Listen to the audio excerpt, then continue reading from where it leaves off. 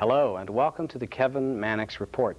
I'm Kevin Mannix from Salem and I'm your host for this program, which is designed to give all of us a little more insight into what goes on in and around state and local government and gives us some background information on those officials who are out there serving us in a variety of government positions. Our guest today is a gentleman who is the Chief of Police for Salem, Oregon, Chief Walt Myers. Welcome to the show. Thank you very much. Appreciate the invitation to be here, Kevin. I remember we were talking a little bit before we went on air that we had you on a similar show about 3 years ago when you first had come to Salem. One of the things we always try to do in this show is to get a little background information, and since most folks probably didn't see that show 3 years ago, can you tell us a little bit about where you hail from, what kind of educational background you have, and that sort of thing? Yes, I graduated from the University of Nevada in Las Vegas, which is famous primarily for basketball. Of course, that was before. I went there before that became an issue. And I spent 24 and a half years down there and retired as a deputy chief there to accept the position here as Chief of Police in November of 1995. And do you have family here with you? I do. We still have 3 of our children at home, and 3 have gone.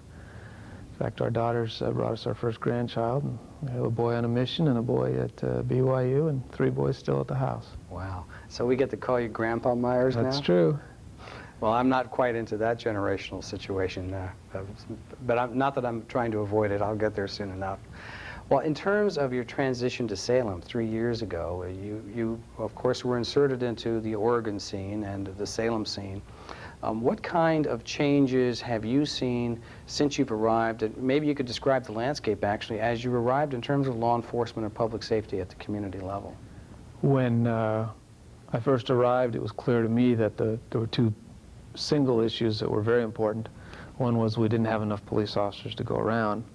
Since then, I understand the taxpayers' feelings about their taxes and recognize that I had to adjust my thinking a little bit and really focus on how to do more with less, because we have about 1.37 police officers per 1,000 population, and the national average is 2.0 police officers per 1,000. That would mean that we would, to just keep up with the national average today, we'd have roughly 250 commissioned police officers as opposed to 172. Well, if you added 78 police officers to our force, I think we could deliver a very impressive level of service.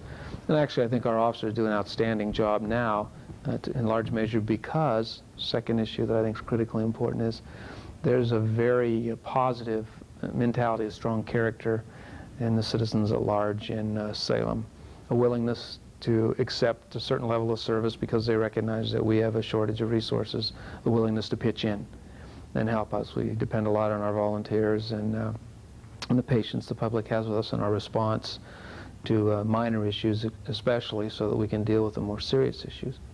And another issue, of course, is the jail space and the juvenile bed space. Those are problems.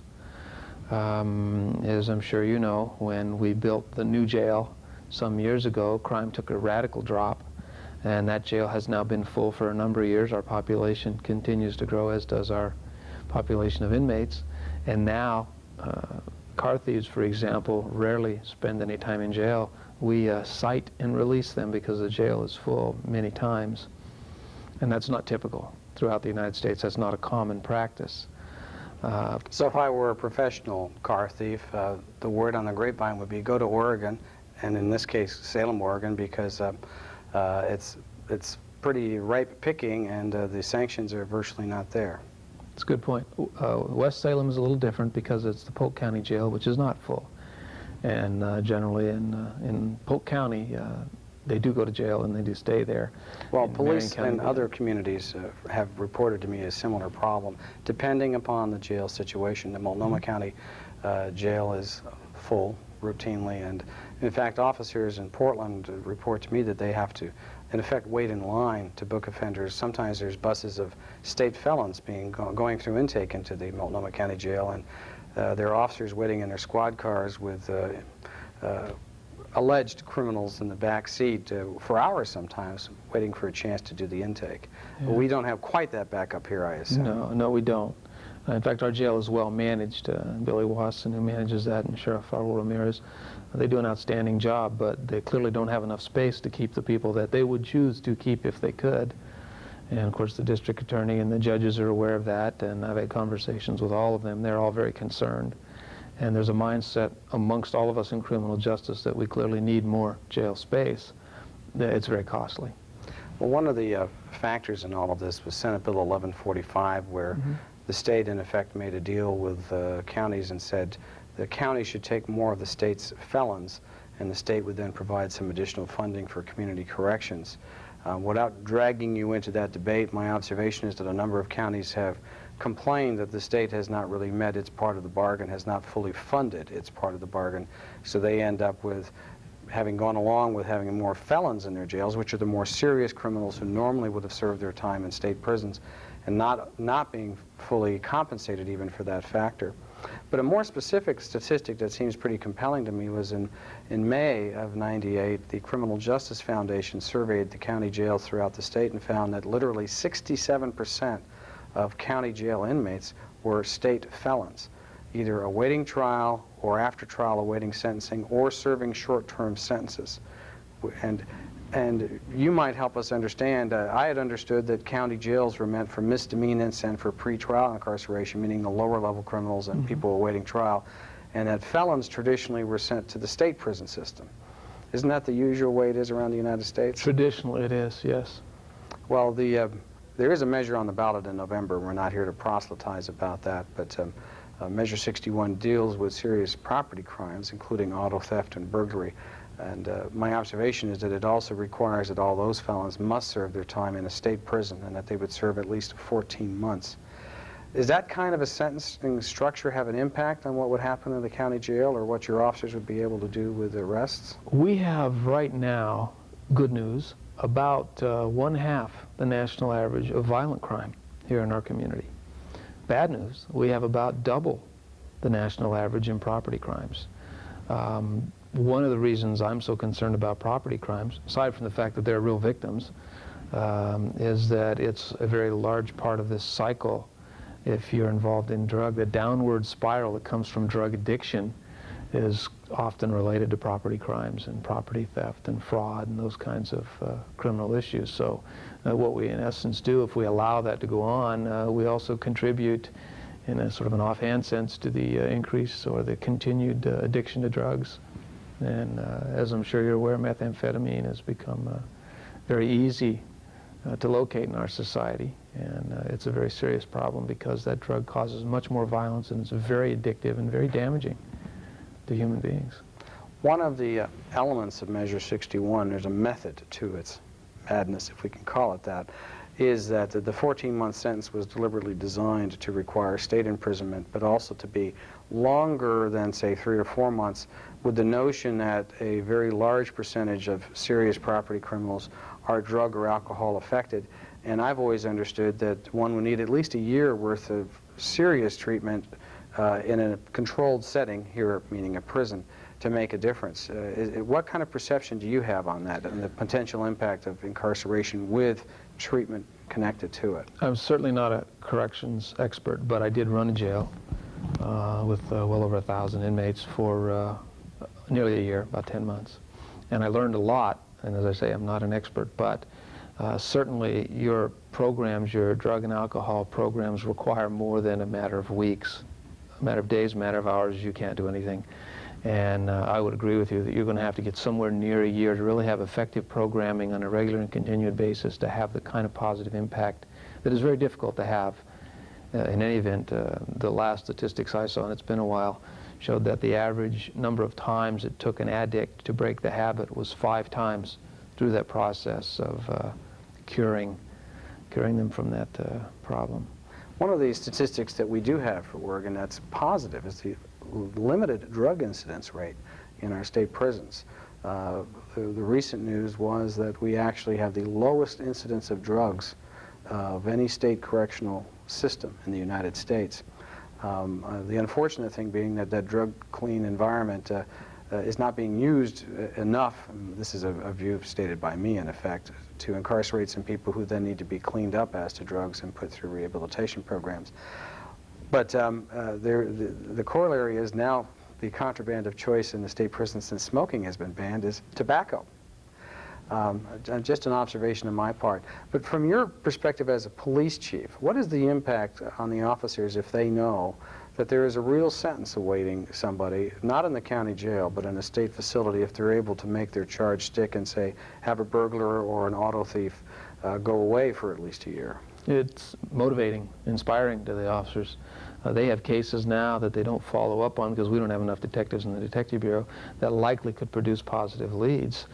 But there are two reasons. One is we don't have enough detectives. The other is that the cases that are on hold are most often those that the district attorney is not going to prosecute. And often that is affected by the fact that he knows if he did prosecute them, there will be no outcome because there's no space at the jail.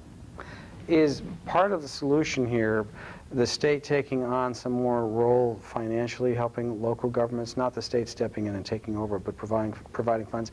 My observation relates to the irony that with a healthy economy and with the state income tax dollars flowing very strongly, we've had the property tax limitations which had almost a stranglehold on county and city and other local governments. And yet there doesn't seem to be much of a revenue stream from the state to local government to help make up for the difference.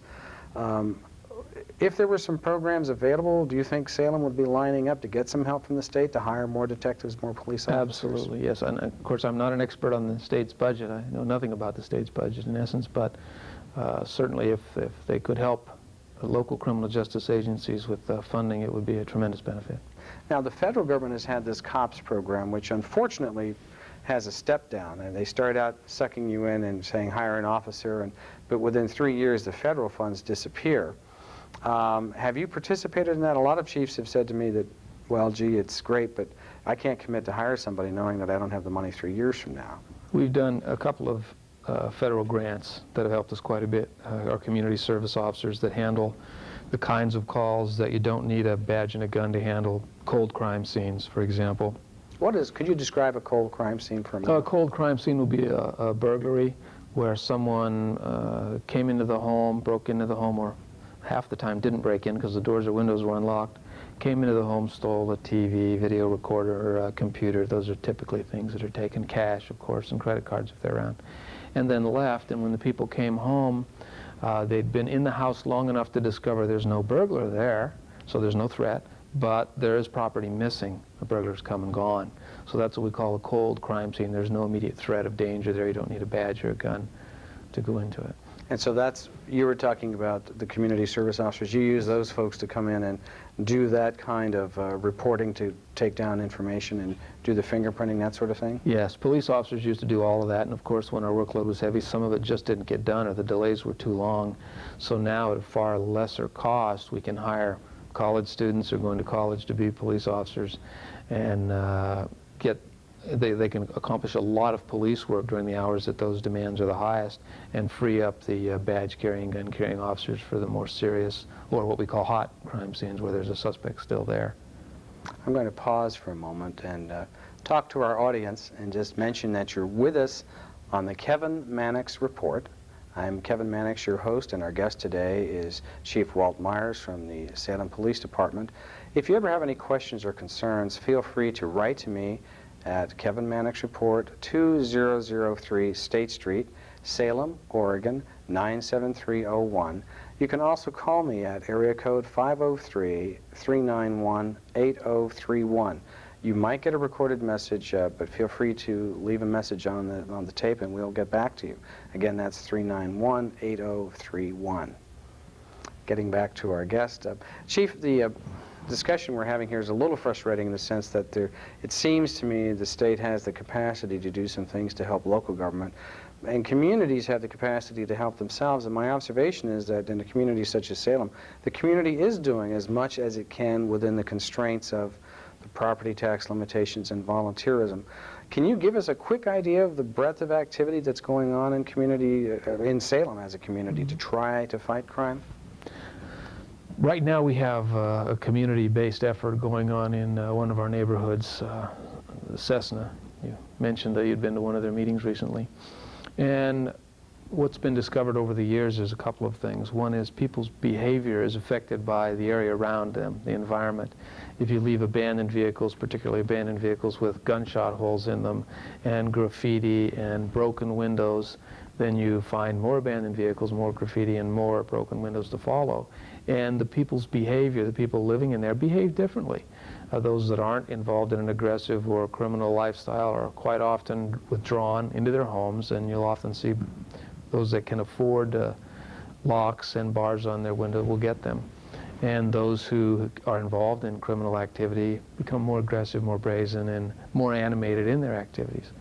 So we found this particular neighborhood last year to show a different trend than the rest of our neighborhoods. At large, the majority of our neighborhoods were fairly stable or actually dropping somewhat in crime. And this particular neighborhood was showing quite a significant increase.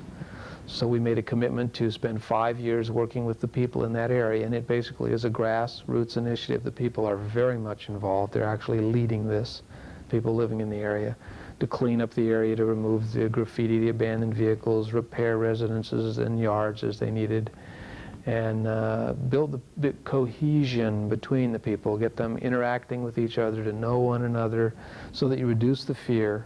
Because quite often the fear of crime is a greater detriment to people living comfortable lives than crime itself. And so both issues have to be addressed. In that community, and I did attend the annual meeting of the Neighborhood Association as a senator, I just basically sat and listened, which is unusual for a politician to do, I suppose, for 2 hours. I noted that there was a lot of excitement about proactive measures, and listened to reports about the reduced number of abandoned vehicles, how there had been sweeps through the whole neighborhood at different times by the code enforcement officers, having to do with serious building code violations, also having to do with vehicles that weren't properly located there, that is, abandoned cars on the streets. But also the neighbors themselves doing things such as simple as making sure their porch lights were left on all night, and even having donated light bulbs for folks, 40-watt bulbs, to encourage them to leave their lights on all night. Your officers, I noted, were also heavily involved, providing a lot of support and encouragement. Is this part of your community policing theory, to have your officers involved this way? Absolutely, to build relationships between the officers and the people. So since we don't have enough officers that deal with each situation that comes up in the manner that it should be dealt with, it takes hours in many of the cases. What we try and do is determine what we call hot spots, where there are recurring incidences and recurring problems. And an officer who's got some ownership of that neighborhood and really building relationships with the people living there, he begins to understand which of the problems are more serious and what are some of the resources. For example, you mentioned the business community donating light bulbs and other things, making significant contributions to their printed newsletter funds and some other things like that. The religious community is quite involved there. The community enforcement, Brandon Bennett and his team, also a branch of the city government, have been very involved. And when you start bringing all these resources together and they start thinking about, talking about with the people that live there, how they can improve the quality of life there, good things happen. Relationships start to grow, that cohesion develops, and we do away with some of that in our fast-paced society where we have that anonymity where you just don't even know your neighbors' names, let alone the names of their children. And that contributes negatively to a neighborhood with that anonymity. Well, now we're replacing that where people know each other's names and the names of their children, and they're bringing a light where there was darkness, because darkness is a friend of crime. And we're seeing a lot of improvement, and there's a sense of optimism in that community, and good reason to be. We're about a year into this, and 4 years from now, I think we'll see a real healthy neighborhood there.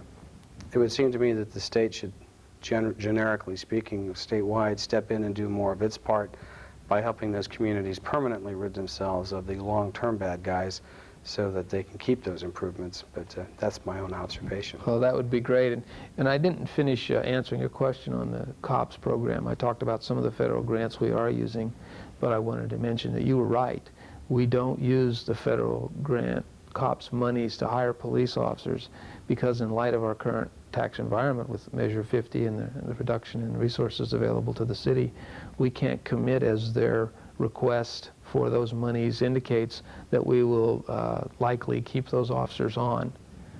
And we couldn't do that with a declining budget. You can't hire additional officers and keep them on. Should there be a state program which provides some sort of, to some extent, guaranteed? Nothing's guaranteed beyond any given biennium. The legislature budgets for 2 years, but if the legislature made some sort of financial commitment to communities that it would match the federal grant or fill in the federal grant, would that increase the willingness of communities to go for those kinds of grants? I think that the city could commit to that, yes, if there was some continuation of that funding from another resource. But in light of Measure 50, without that, I don't see how they could. Another thought that I'd like to share with you and see if you have a reaction is the idea of saying we have a lot of public employees who are retired, and one of the benefits they don't get is they get health insurance, but they have to pay for it. And the thought that occurred to me, perhaps a pilot program as to retired public employees who had been in public safety positions, that if they agreed to register as volunteers to assist local public safety agencies a certain number of hours per month, that the state would pay all or part of their health insurance premium as part of their retirement program. Would something like this fly? Would you see some viability for that in terms of the Salem City Police Department? Up until recently, the stock market was doing very well, and PERS was paying at a very high rate for people who would retire. So we've had a high number of retirees who are fully trained and understand our business. And it would certainly be a benefit if we could do something similar to what you're describing to get some of them back working for the department, even on a part-time basis. It could be positive for our community, yes. Let me ask you another question, and this is sort of an open-ended. If you had the best of all possible worlds and you were granted, say, 5 to 10 wishes, take away the financial limitations issue for a moment, whether it be state government or city government in Salem, and you're able to say, these are the things that will happen to improve public safety in the city of Salem over the next 5 years.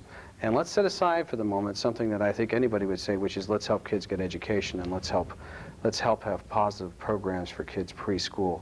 But focusing on your area of expertise, which is community policing, police departments, all of that stuff, and you can get into the other areas if you want. What are some of the things you would love to see happen in Salem and the state of Oregon to enhance public safety? Number one, more police officers.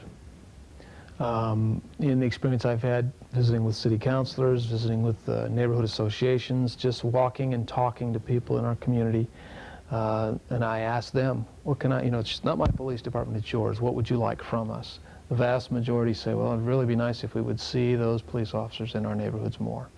And frankly, they don't see them there enough because of the small number of police officers we have for a community our size. So the number one thing would be more police officers in the field, in the neighborhoods, interacting with the people and, of course, interacting with the criminals. Probably right behind that would be more jail space. Because those officers can do a lot of prevention. So even without jail space, the officers can make a positive difference. But to make the long-lasting difference, for example, in the drug problem, which is worsening, jail space would be a tremendous benefit. So those would be the first two things. In terms of the police officers and more police officers, we in Oregon have very high standards for hiring our officers, academic and training standards. And maybe I'm asking a politically incorrect question, but should we reduce those standards or modify them in any way, or should we have what I call trainee officer corps, where we intern officers who have less capability for 4 or 5 years and then pay them less? But I don't want to undercut the pay and benefits of current officers, but create some second tier, which we'll call training status. I'm just throwing out that as an open-ended question.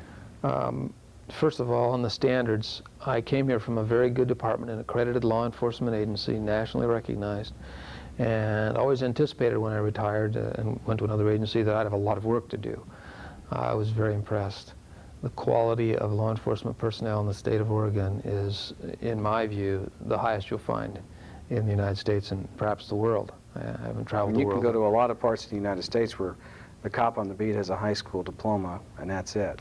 And maybe a little certification. And we have a lot with high school diplomas, but the quality of officers, the character that we have in law enforcement in general, the culture there is very much community service oriented, very much commitment to making life better for others at risk to personal sacrifice. And in Salem, the officers that I've had an opportunity to work with there have literally raised my standards, and they're an outstanding team. And so the standards are something that I think we have to be very careful to maintain. There's a quality there. In other words, once we've achieved this quality level, we don't want to undercut it. Exactly.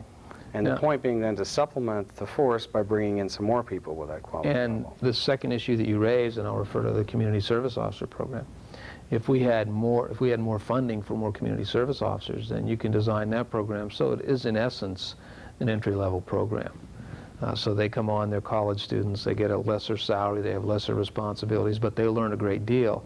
In fact, we just lost 2 weeks ago one of our community service officers who was a real solid performer to another police agency. They hired him as a police officer. So in essence it worked. Unfortunately, we didn't hire him, but someone else did. So the kind of thing you're describing has a lot of logic to it, a lot of potential. Would you want to tie the community service officer program to a career path with your own department so that when someone's enlisted in that position, in effect, they know that if they continue to progress, that you have the funding and they do have a job awaiting them?